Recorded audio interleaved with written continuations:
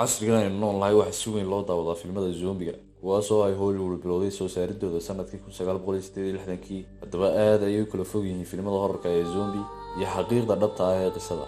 dad badan ayaa kula yaabaya amba kugu qoslaya haddii aad u sheegtid zombi inuu ahaa hogaamiye muslima asalkiisuna kasoo jeeday qaaradan Afrika oo haatan aynu ku noolnahay. waxaa macquul ah adiga daawanaya muuqaalka inaad amakaagtay marka aad maqashay hadalkayga. haddaba si aad warbixin dheeraad ah uga heshid qisada hogaamiyahan islaamka ah, fadlan daawo muuqaalka oo dhammaystiran. ana ilaawin inaad channelka subscribe iyo like saarto una sii share gala asxaabtaada.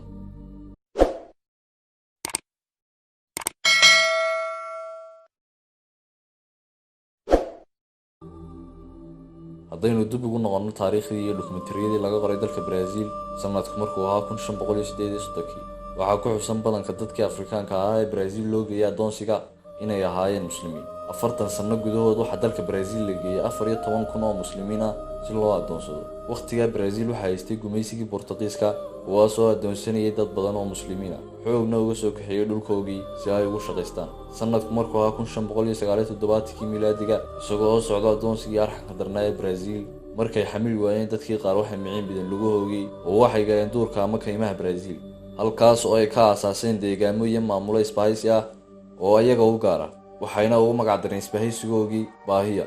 falcelintii gumaysiga Boortaqiiska waxay ahayd mid aad u daran, kaas oo uu kula dagaalamay mustacmaradii Bahia, laakiin waxa uu awoodi kari waayay inuu ka guuleysto mustacmaradii muslimka ahayd, taas oo sii awoodeysatay tiradooduna ay badatay.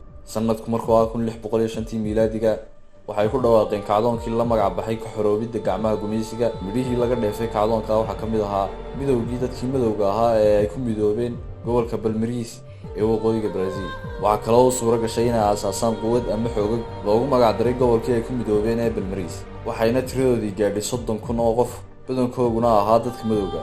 waxayna hogaamiye u doorteen Kanga Zomba, lagdan dheer oo u dhexeeyay Kanga oo ahaa hogaamiyaha xoogga Palmeiras iyo gumaystihii gacanta ku hayay dalka Brazil ee Boortaqiiska. kadib gumaystihii waxa uu soo bandhigay heshiis ah in addoomaha loo xoreeyo, kaa beddelkeedana in xoogga Palmeiras ay hoos timaado kuna biirto maamulka gumaysiga ee Boortaqiiska.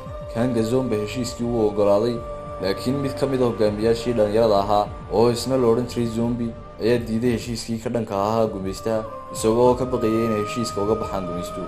sanadku markuu ahaa 1687 miilaadiga, waxa uu halgan iyo duulaan dheer la galay gumaystihii Boortaqiiska, waxaana dhex maray dagaallo amintoodu dheeraatay. ugu dambeyntii Boortaqiiska waxa uu suurto gashay inay ka guuleystaan Zombi, halkaas oo ay ku burburtay quwaddii Palmeiras 1694.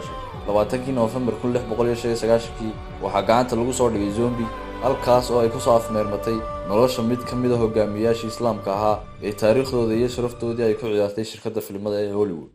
waxaa sidaa loogu gelayaa sharafta dadka islaamka ahina waa in la nacsiiyey jiilalka cusub ee dhalan doona si ay ugu soo koraan diin nacayb iyo waxyaalo la mid ah. waxaan filayaa inaad fahamtay xaqiiqda magaca Zombi. haddaba maxaa iska bedelay fikraddii aad ka haysatay ee aad ka aaminsanayd magaca Zombi? noogu reeb fikirkaaga xagga hoose ee commentiga. warbixinta waxaa soo diyaariyay saaxiibkii Qataada Xamza, waxaa idinla socodsiinayay anigoo ah Maxamed Cabdirashiid. ana ilaawin inaad channelka subscribe